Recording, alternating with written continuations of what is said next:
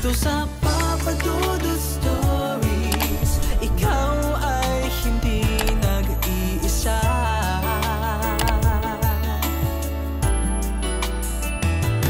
Dito sa Papa Dudut Stories, may nagmamahal sa'yo.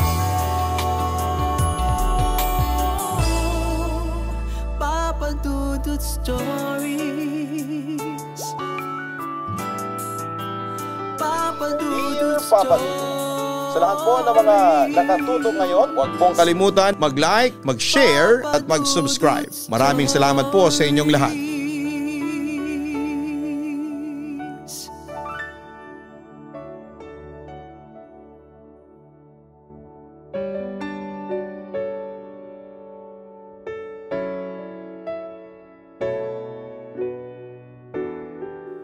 May paniniwala na mabango sa pangamoy ng mga aswang ang mga babaeng nagdadalang tao na. Gagawin lahat ng nilalang na yon para makuha ang sanggol na nasa sinapupunan ng isang buntis. Kung ikaw ang nasa ganong kalagayan ay paano mo kaya poprotektahan ang sanggol na nasa sayong sinapupunan?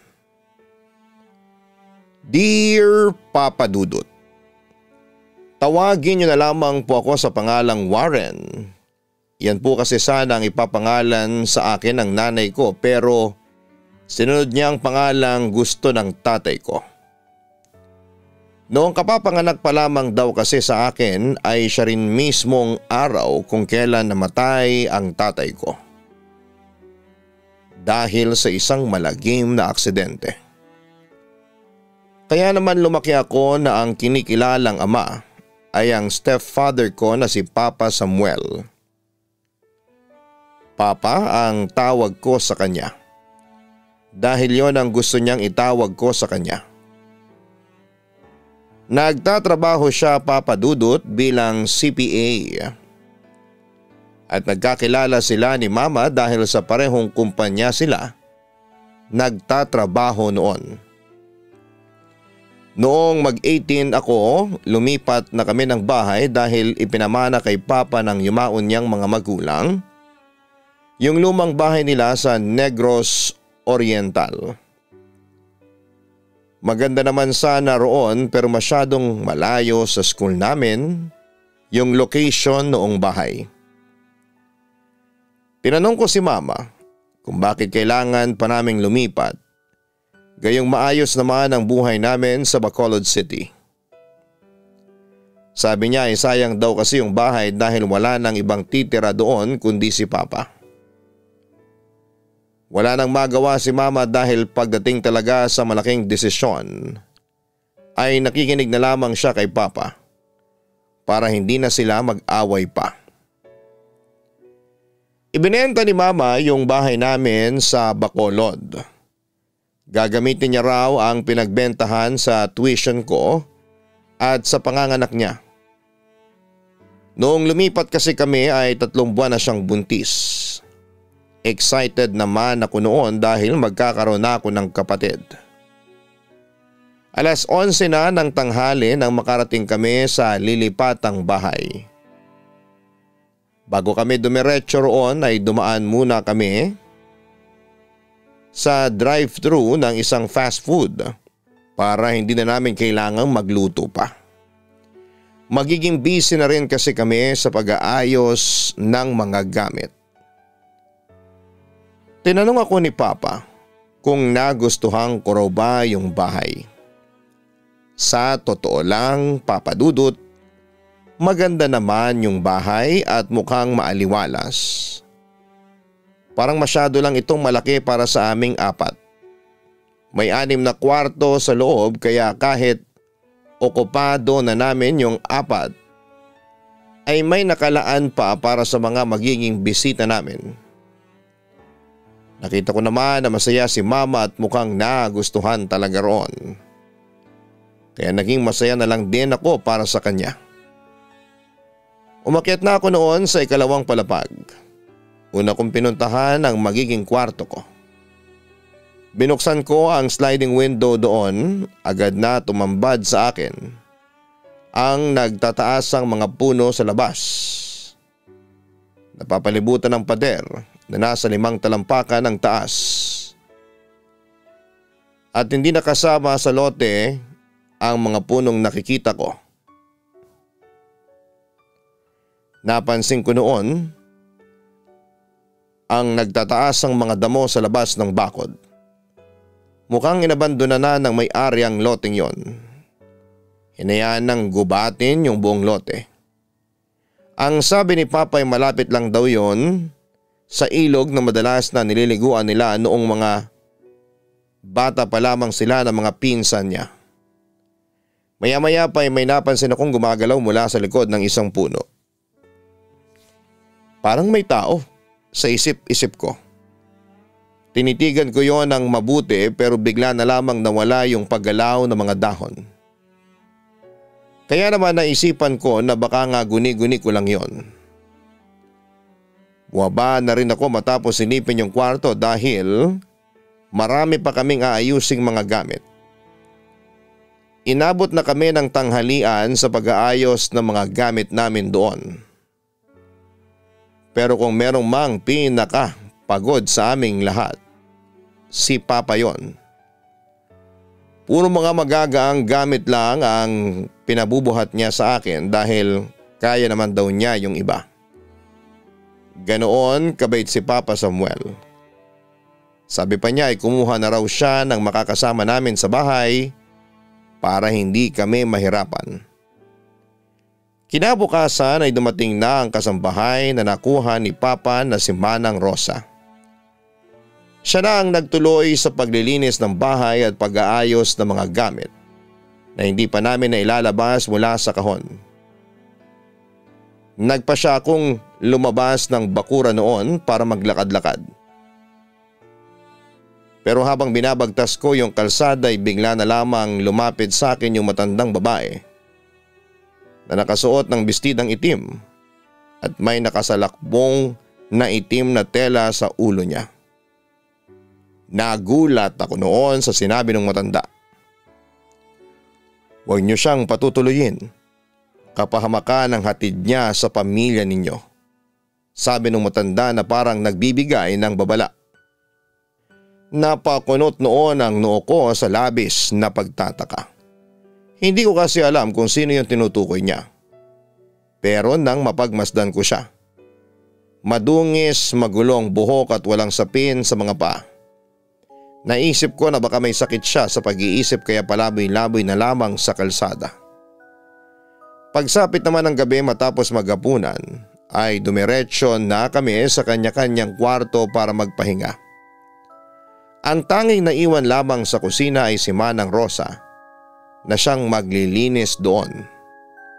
Nasa kwarto na ako noon at naghahanda ng matulog pero sadyang maramot sa akin ang antok, Papa Dudut.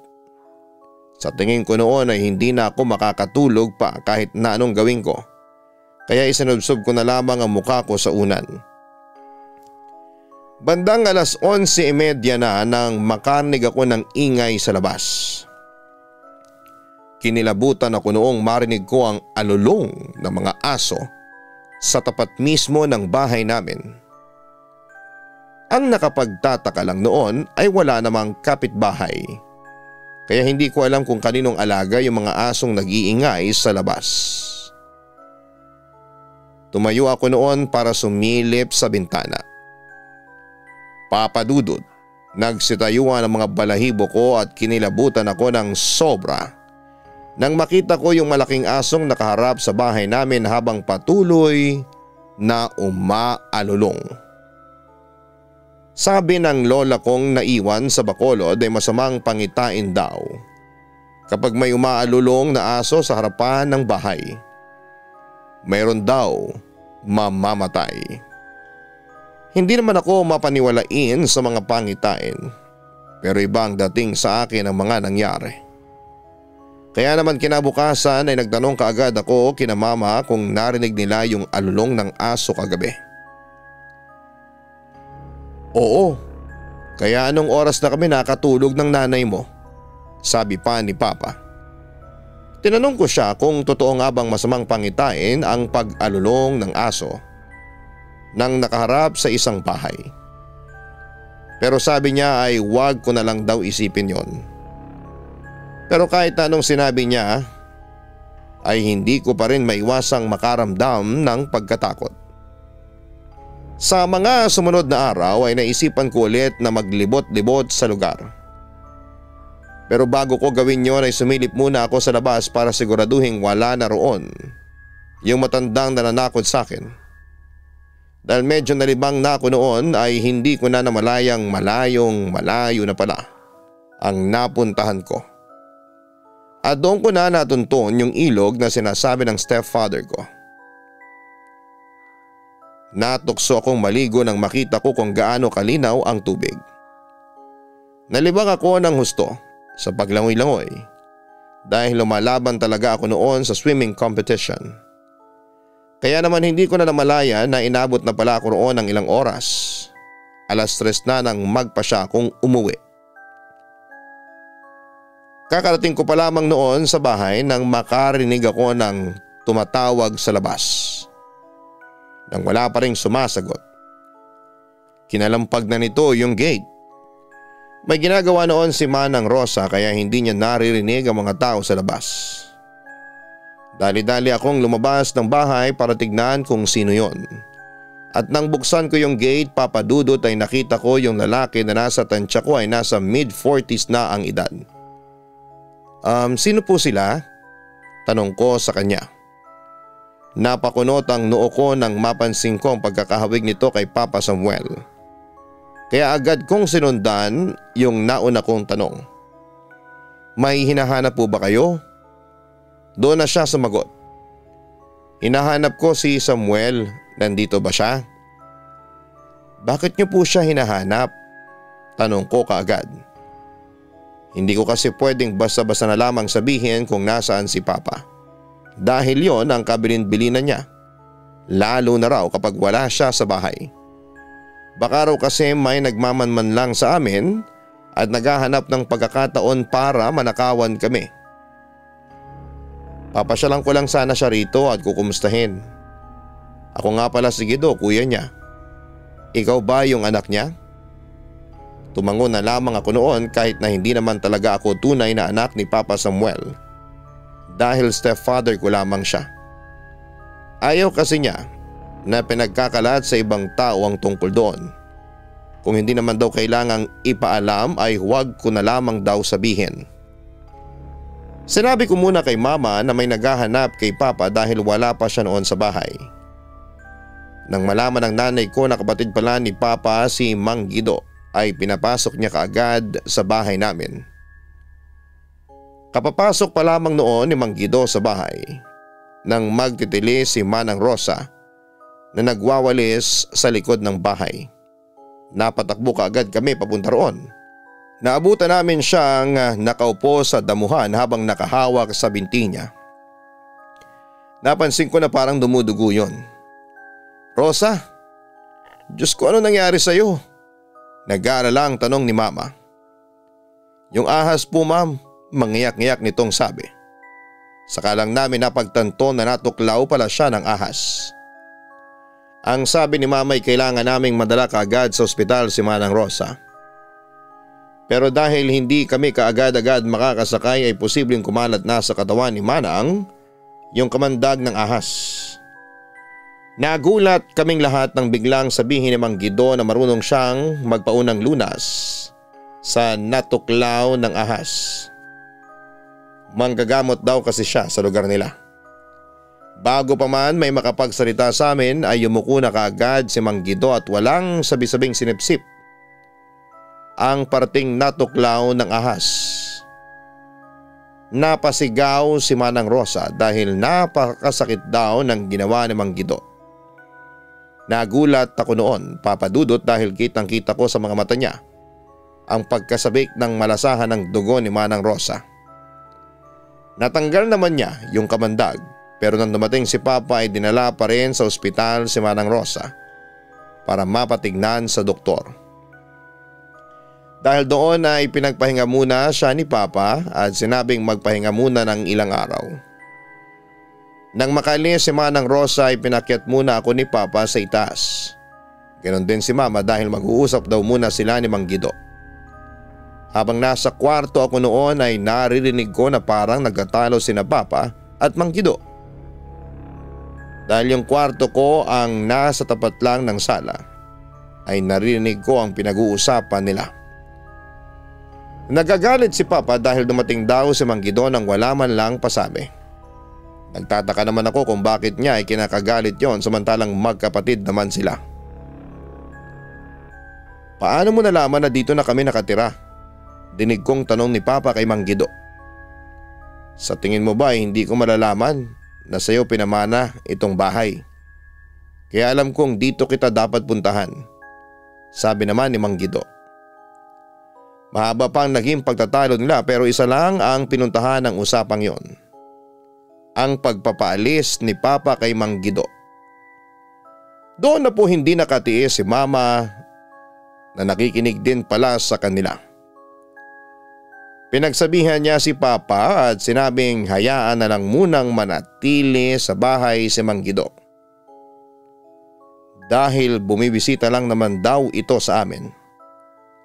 Isa pa, siya yung tumulong kanina kay Rosa noong hindi agad nadala sa ospital. Siya yung nagtanggal ng kamandag ng ahas. Dagdag pa ni Mama sa mga sinabi niya para mas makumbinsi si Papa. Dahil sa malasakit na ipinakita ng Mang Guido ay napapayag na rin siya ni Mama na manatili sa bahay namin ng ilang araw. At dahil bakante yung katabi kong kwarto ay doon siya pinatulog ni Papa. 3 araw lang naman daw siya roon dahil babalik na rin siya sa Iloilo. Mabait naman si Mang Guido at madalas niya rin akong kinakausap. Ang kaso ay madalas siyang nawawala tuwing umaga at bumabalik tuwing paggabi na. Wala naman sanang problema yon pero kahit na hindi nakakauwi si Papa ay binibilin niya na wag na kaming lalabas at magbubukas ng gate kahit sino pa ang kumatok. Pero si Mang Guido ay lumalabas pa rin pala tuwing gabi at umuwi naman tuwing madaling araw.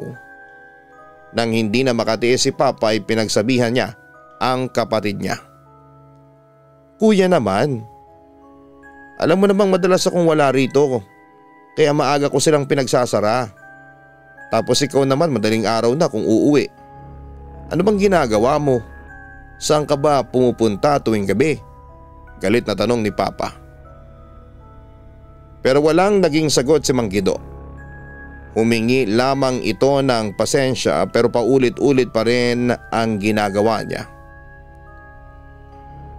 Papadudot yung dapat ay 3 araw lang na pananatili niya sa bahay namin ay inabot na ng 1 buwan. Nasundan pa yon ng ilang buwan hanggang sa malapit ng mga anak si Mama. Ilang beses na siyang sinabihan ni Papa na bumalik na ng Iloilo. Pero ang sabi ng Mang Guido ay may hinihintay lang daw siya bago umuwi.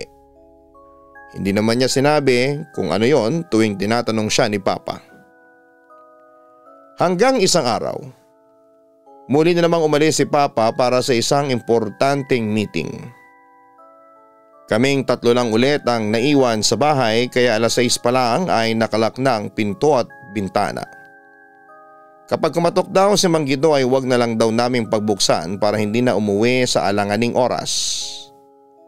Bandang 8:00 na po noon ng gabi nang makarinig ako ng ingay sa ibaba. Binuksan ko po noon ang pinto ng kwarto ko para silipin kung sino yung dumating. Nanlaki ang mga mata ko nang makita ko si Mang Guido. Gulong-gulo yung mahaba niyang buhok at yung itsura niya ay parang nakipag-away. Yung mga mata niya ay nanlalalim.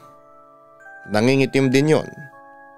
Pero ang pinaka nakaagaw pansin sa akin ay ang kulubot niyang labi na may bakas pa ng dugo. Sino kayang nakaaway niya? Mukhang napuruhan si Mang Guido sabi ko na lamang noon.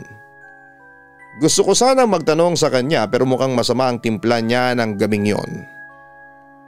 Kinabukasan ay kinumusta ko si Mang Guido nang sa wakas ay matsyempohan ko siya sa bahay. Sinabi ko yung nakita ko nung nakarang gabi pero naging mailap ang mga mata niya habang sinasagot ang tanong ko. Ang sabi niya ay may pinuntahan lang daw siyang inuman at napaaway kaya ganon ang itsura niya nang umuwi. Papa Dudut, hindi ako kumbinsido sa naging sagot niya. Pero hindi na ako nagtanong pa ulit sa kanya. Baka kasi isipin niya na pinag-iisipan ko siya ng masama, Papa Dudut. Pagsapit naman ng tanghalian, kinatok siya ni Manang Rosa para aluking kumain pero hindi talaga siya lumabas ng kwarto. Laging ganon si Mang Guido mula noong makitira siya sa amin. Kahit minsan ay hindi ko pa siya nakitang sumabay sa amin sa pagkain. Palagi siyang tulog tuwing araw o di kaya naman ay palaging umaalis.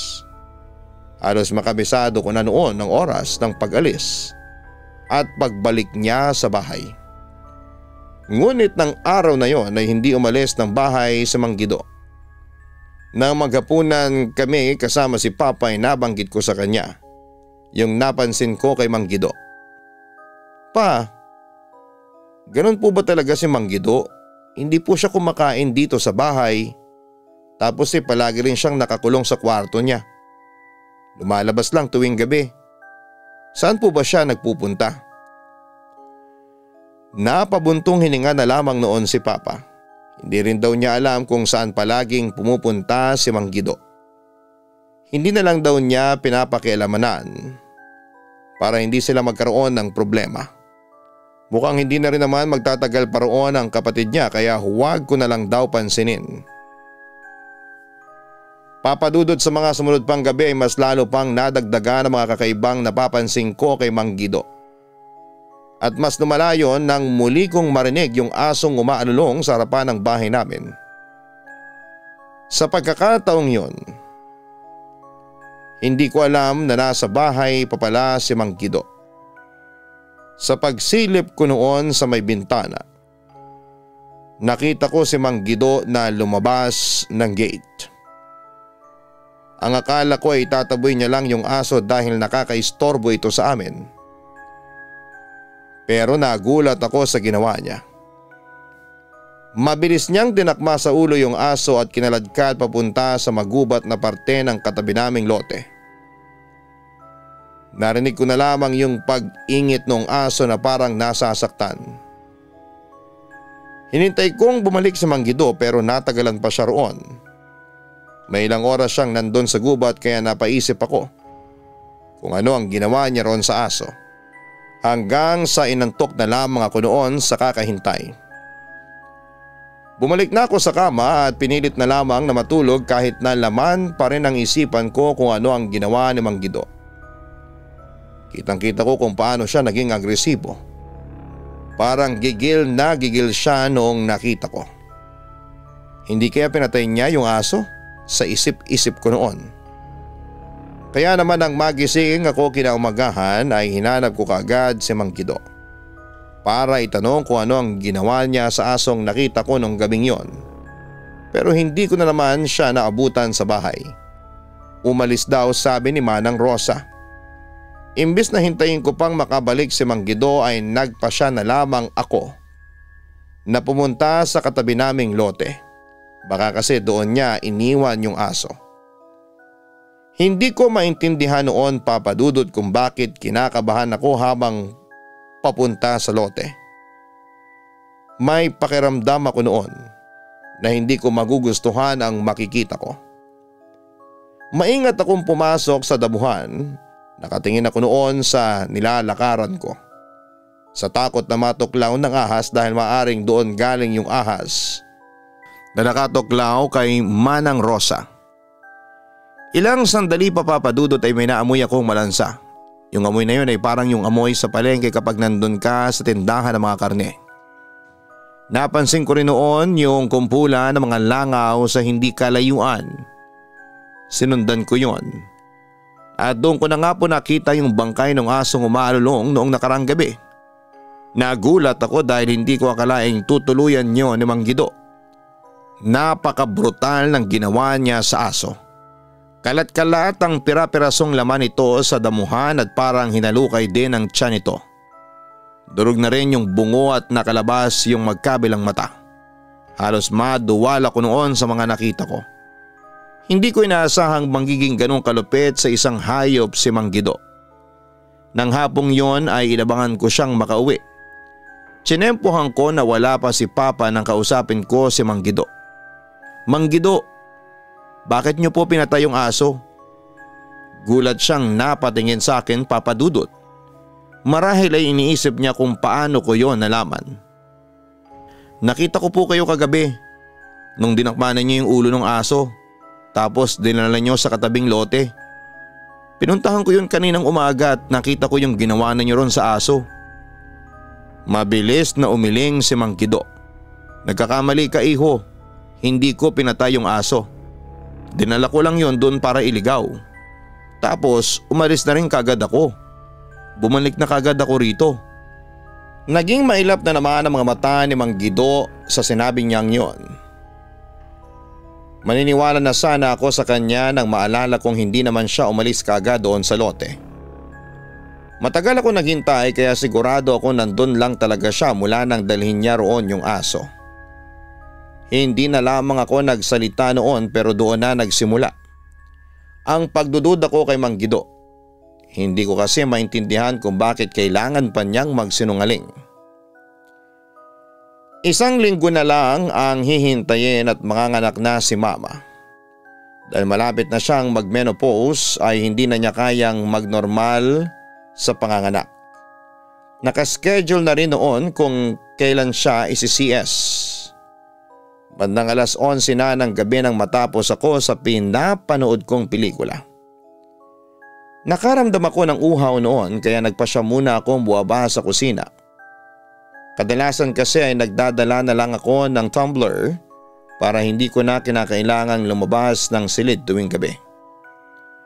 Ang kaso ay naiwan ko yung tumbler ko sa kusina kaya napilitan na akong bumaba. Habang naglalakad patungo sa hagdanan ay bigla na lamang akong natigilan nang makarinig ng mahinang huni ng pusa. Ngunit ang ipinagtataka ko, wala namang kaming alagang pusa at wala rin kaming malapit na kapitbahay na pwedeng mag-alaga noon. Pinakinggan ko yon ng mabuti. At doon ko napagtanto na parang may kakaiba sa huni ng pusa. Kinilabutan ako. First time ko lang kasing makarinig ng ganong huni. Bigla akong kinilabutan nang unting-unting magiba yung narinig ko. Ang kaninang huni ng pusa ay naging parang mahinang pag-angil ng isang mabangis na hayop. Nataranta ako nang mapagtanto ko kung saan nagmumula ang ingay. Sa kwarto yon ni Mama, Papa Dudut. Dali-dali kong binuksan ang pinto at gano'n na lamang ang panlalaki ng mga mata ko. Nang makita ko ang tsuhing ko na nakaibabaw kay Mama habang nakataas ang suot nitong bestida. Nakalabas ang mahaba at patusok na dila ni Guido habang pinapasadahan ang umbok na tiyan ng nanay ko. Nang tingnan ko ang mukha ni Mang Guido ay mas lalo akong nakaramdam ng takot. Dahil namumula ang kanyang mga mata at yung dila niya ay kulay itim yon at kulubot ang itsura. Pinapasadahan niya ng dila ang tiyan ni Mama na mahimbing pa rin ng tulog noon. Bakit hindi nagigising si Mama? Sa isip-isip ko noon.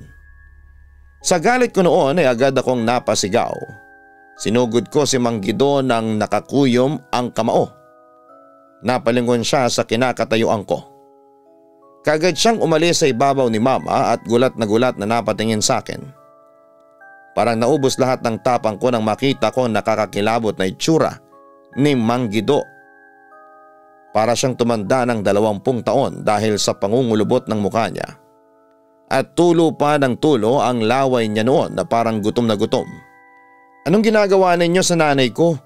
Galit kong sigaw. Nataranta si Mang Guido at akala ko noon ay susugurin niya ako sa kinakatayuan ko. Pero nagulat na lamang ako nang bigla siyang tumalon sa may bintana. Sinundan ko siya ng tingin at dumungaw ako roon para tingnan kung anong nangyari sa kanya. Sa taas kasi ng bintana namin, siguradong mababalian siya ng buto sa pagbagsak niya dahil semento ang babagsakan niya. Ngunit hindi inaasahan ang nakita ko. Nang oras na yon, Sa halip na si Mang Guido ay isang malaking itim na pusa ang nakita ko sa mismong tapat ng bintana kung saan siya tumalon. Saan galing yung pusang yon? Nagtataka kong tanong sa sarili ko. Sinundan ko ng tingin yung pusang patakbong lumapit sa gate namin. Maliksi itong kumilos at walang kahirap-hirap na tinalon ang bakod namin. Hindi ko na nakita noon pa kung paanong lumapag sa lupa yung pusa. Pero malinaw na malinaw sa akin na hindi pusa ang nakita ko naglalakad papalayo ng mga sandaling yon kundi si Mang Guido. Nilukob ako ng matinding takot nang mapagtanto ko kung anong klaseng nilalang ang matagal na naming nakakasama sa bahay.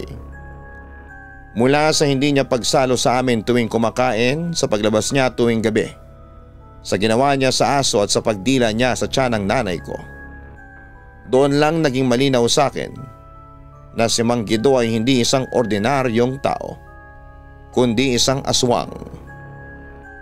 Sa napagtangtong yon ay nagmamadali kong nilapitan ang mama ko na lupaypay pa rin sa kama at walang kamalay-malay sa nangyari. Habang inaayos ko ang suot niyang bestida ay napansin ko ang maliit na patak ng dugo sa pagitan ng mga hita ni mama. Nanginig ang mga kamay ko sa tindi ng kabang nararamdaman ko.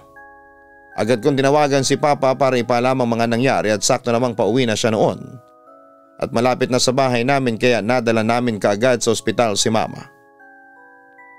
Matapos ang pagsusuri ng doktor ay laking pasasalamat namin nang malamang ligtas pa rin ang sanggol sa sinapupunan ng nanay ko. Ang sabi ng doktor ay maaring stress at matinding pagod lamang daw ang dahilan kung bakit siya dinugo. Pero alam ko noon na hindi lang yon ang kadahilanan. Nang makauwi kami, saka ko lang kinausap si Papa para sabihin sa kanya ang mga nangyari. Pa, may kailangan po kayong malaman. Napakunot noo si Papa at maang na napatingin sa akin. Anong ibig mong sabihin? Nagdalawang isip pa ako noon kung sasabihin sa kanya kung anong nakita ko dahil baka hindi niya rin naman ako paniwalaan. Anak, kung ano man yan ay sabihin mo na kagad sa akin. Nang hindi pa rin ako nakapagsalita ay inunahan na ako ni Papa. Tungkol ba to kay Kuya Guido? Nagulat ako noon kung paano niya naisip na tungkol kay Mang Guido ang sasabihin ko sa kanya. Ang sabi niya ay sabihin ko lang daw kung ano ang naiisip ko dahil hindi naman daw siya magagalit. Papa Dudut, ikinuwento ko sa kanya ang nakita ko ng gabing yon. Akala ko hindi ako paniniwalaan ni Papa dahil kapatid niya ang pinag-uusapan namin noon. Pero kitang-kita ko ang galit sa mga mata ni Papa at ang pagkuyom ng kamao niya. Naniniwala ako sa mga sinasabi mo, anak. Noon pa talaga ako may kutob kay Kuya Guido. Kaya hindi ko gusto na nandito siya. Kung hindi lang nakiusap sa akin ang mama mo, hindi ko siya hahayaang manatili rito kasama ninyo. Nakampante lang ako kasi kasama ka naman ng mama mo at nandito rin si Rosa. Pero hindi ko akalaing pagtatangkaan pa rin niya ang buhay ng mama mo at ng magiging kapatid mo. Sa galit ni Papa noon ay ipinahanap niya si Mang Guido. Bukod pa roon ay dinala rin niya sa isang albularyo si mama para masiguro ang kaligtasan niya laban sa mga aswang na kagaya ni Mang Guido. Nagulat siya nang malaman ang nangyari sa kanya bago siya dinala sa ospital. Laking pasasalamat lang niya dahil hindi nawala ang magiging kapatid ko. Sabi ng albularyo mas mabango raw sa pang-amoy ng mga aswang ang sanggol na malapit nang lumabas. Kaya ganoon na lamang ang pagka-agresibo ni Mang Guido nang maabutan ko itong dinidilaan ng tiyan ni mama. Nagbigay ng mga pangontra sa aswang yung matandang albularyo. Nagpatuloy naman ang paghahanap ni Papa kay Mang Guido. Kinausap pa niya yung mga kamag-anak nilang nasa Iloilo para makibalita kung pumunta roon si Mang Guido, pero bigo pa rin siyang makita ang panganay niyang kapatid. Kaya kahit ligtas na kami ay hindi namin maiwasang mag-alala sa iba pang maaaring mabiktima ni Mang Guido. Ilang araw mula nang mawala si Mang Guido ay nakita ko ulit yung matandang napagkamalangkong nasisiraan ng bait. Doon ko nalaman na dati palang kumadrona at albularyo yung matanda. Nawala lamang ito sa katinuan noong mawala ang sarili nitong anak na nabiktima ng kulam. Sinisi rin nito ang sarili dahil hindi nito nagawang iligtas ang anak sa sino mang kumulam dito. Humingi ako ng paumanhin sa kanya at nagbigay na lamang ng pagkain para makabawi. Mula noon ay madalas na siya sa bahay namin. Panay ang bilin niya kay mama tungkol sa kapatid ko ang kapapanganak pa lang ni mama ng panahong yon. Nakakatuwa lang na kahit nawala na siya sa katinuan ay hindi pa rin nawala sa kanya ang karunungan niya laban sa mga masasamang elemento. Nakahinga kami ng maluwag nang sabihin niyang wala na siyang nakikitang paparating na panganib sa pamilya namin. Wala na raw yung malas. Sa ngayon, Papa Dudut, ay nagtatrabaho na ako dito sa Cebu City. Doon pa rin sa Negros nakatira sina mama, pero nag-retire na sa trabaho si Papa para magkakasama na sila.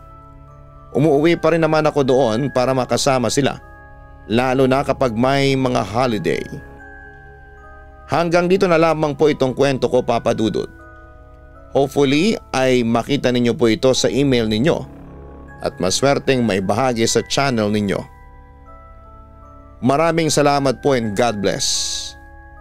Lubos na gumagalang, Warren.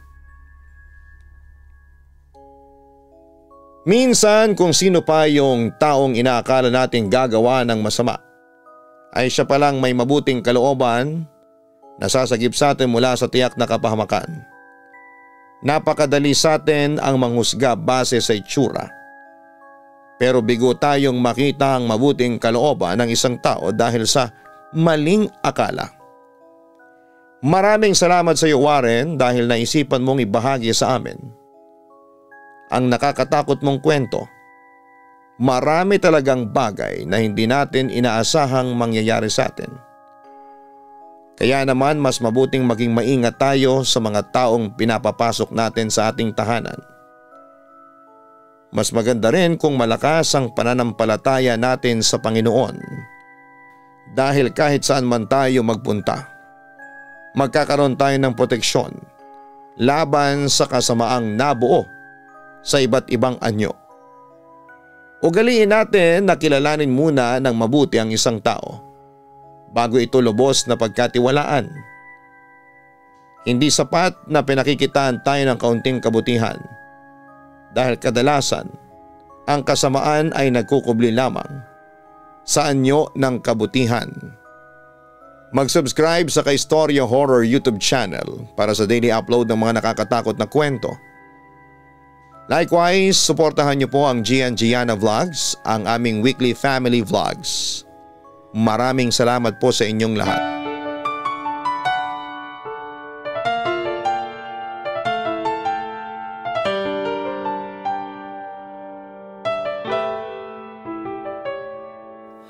Ang buhay ay mahiwaga, laging may lungkot at saya. Sa Papa Dudut Stories, laging may karamay ka.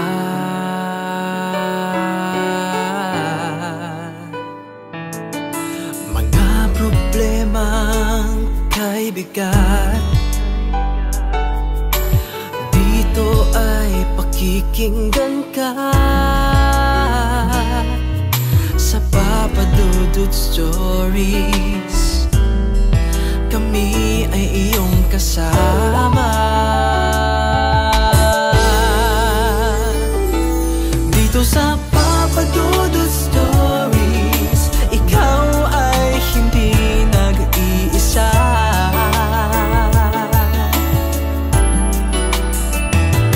Dito sa Papa Dudut Stories, may nagmamahal sa'yo. Papa Dudut.